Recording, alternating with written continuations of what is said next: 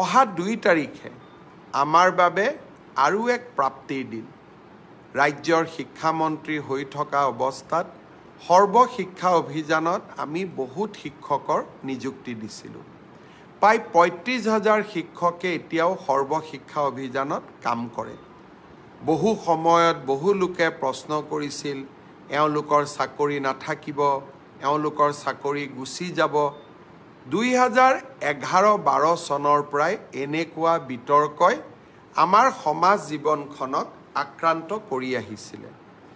অহা 2 তাৰিখে আমি যোগ্য বুলি বিবেচিত প্ৰায় 24,000 শিক্ষকক চৰকাৰৰ আওতালৈ আনিম। অৰ্থাৎ এওঁলোক এতিয়াৰ পৰা চৰকাৰী শিক্ষক হ'ব। NPSৰ ব্যৱস্থা থাকিব।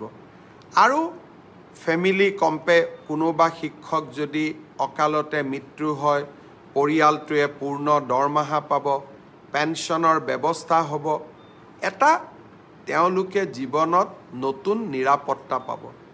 2 তাৰিখে মই সকলো নিৰ্বাচিত শিক্ষকক আমাৰ খানাপাৰা ফিল্ডলৈ নিমন্ত্ৰণ জনাইছোঁ।